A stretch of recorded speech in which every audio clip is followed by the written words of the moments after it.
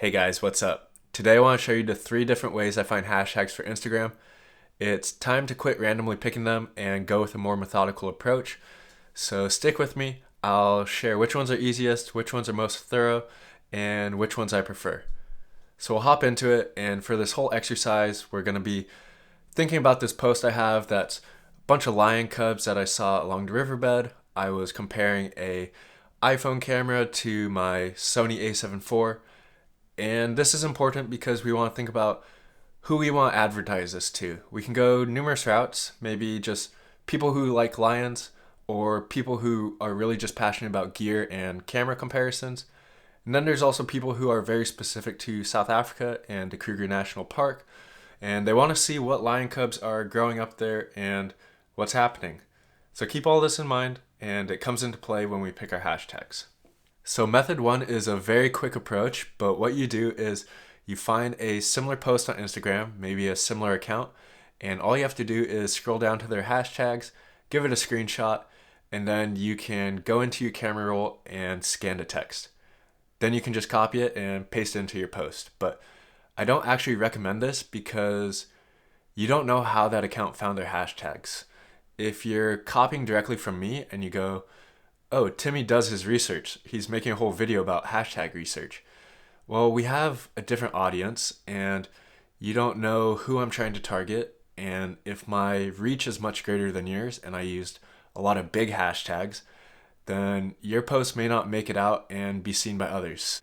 Now, the second method is one I actually use a lot, and it utilizes artificial intelligence through a free software called ChatGPT. It's pretty quick, pretty thorough, but it does have some drawbacks. So I'll pull it up on the side here, and what we're going to do is Google ChatGPT, and we're going to select this website that has the openai.com. And from here you're going to enter this prompt, which is one that I use a lot.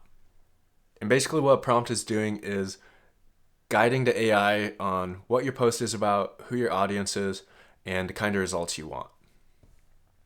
So my prompt says, I'm creating a reel for Instagram titled What My iPhone Sees versus What My Sony Camera Sees, featuring cute lion cubs as the subject. My location is Kruger National Park, South Africa.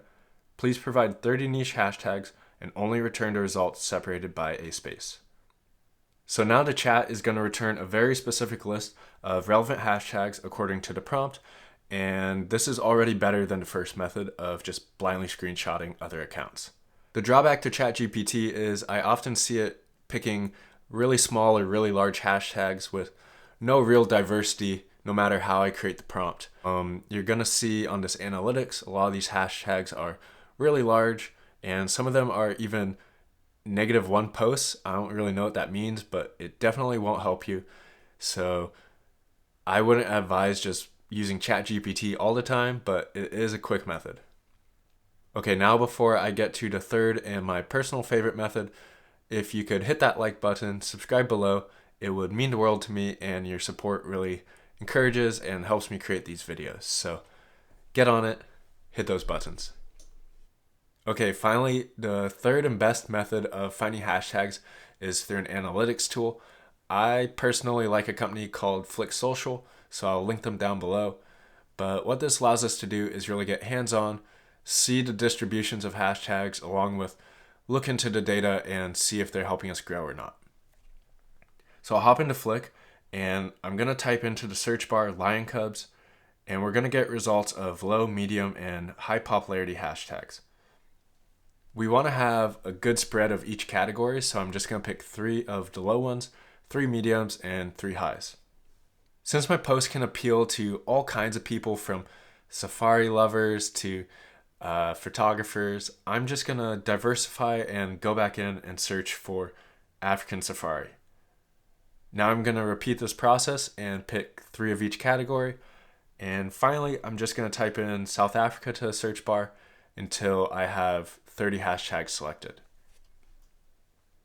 Now with our 30, we can run an audit in Flick, just confirming that our distribution is even and that we have 0 banned hashtags. Now we just have to save these to a collection for future use.